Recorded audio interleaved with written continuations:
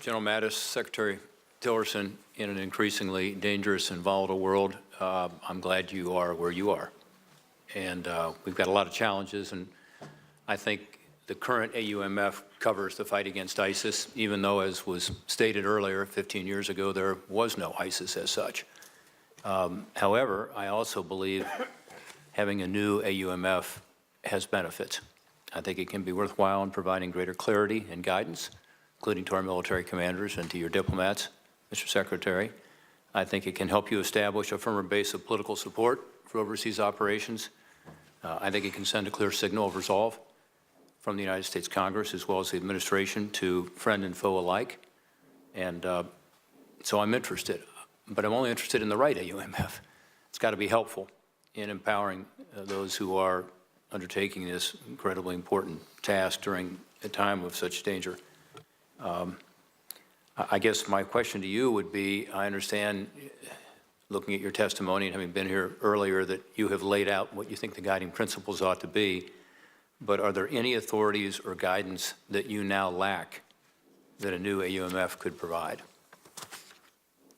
On the military side, Senator, I would just, I would say no as it stands right now. And again, when I spoke, I just thought that we need to incorporate those factors that I brought up. I'm not telling the Senate how to do its business. I just owe you my best military advice. How you deal with that, I salute, and we will carry out our orders to the Commander-in-Chief.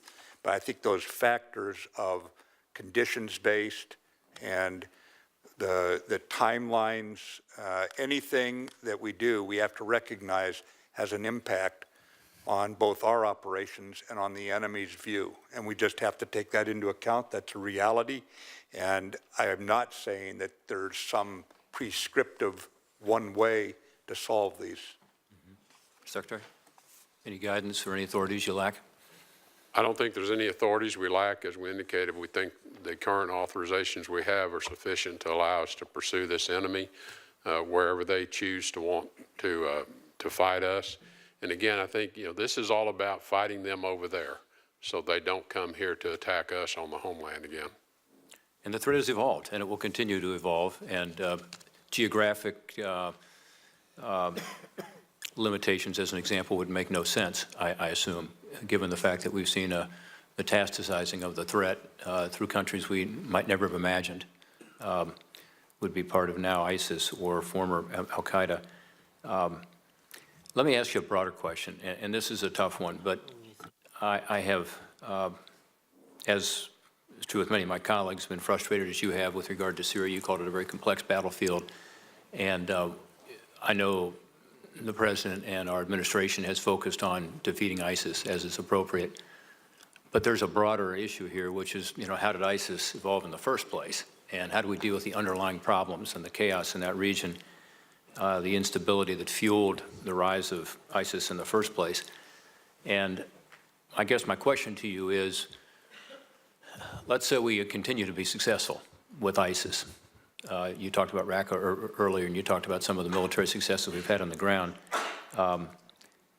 As we do that, I would think our coalition partners and us are going to see the limitations of a military approach, because you'll continue to have sectarian divisions, competing interests, a worsening humanitarian crisis. And I just want to be sure, if we're doing a new AUMF, we cover that. In other words, this is not just to give you the authority to use military force, but it's really to get at the underlying causes so that we don't have to go back again. I guess, Secretary Tillerson, to ask you first, as an example, do you think there can be a lasting peace there as long as Assad is in power? And does the current AUMF give you the ability, General Mattis, to be able to deal with that issue if you think that has to be resolved? That might be one example. Well, the current AUMF only authorizes our fight against ISIS in Syria. As I indicated in my remarks, we're not there to fight the regime. There is no authority beyond the fight against ISIS. Therefore, we have to pursue a future Syria that's kept whole and intact, and a process which the UN Security Council process does provide a process by which, in our view, the Assad regime will step down from power. How that occurs will be part of that process, and that's what we've continued to indicate.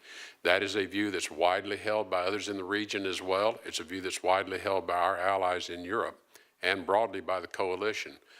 So what we want to do is create conditions so Geneva has an opportunity to succeed. And again, how does this play into the potential new AUMF? And Secretary Mattis, you might focus, if you would, on the military operations side of this thing.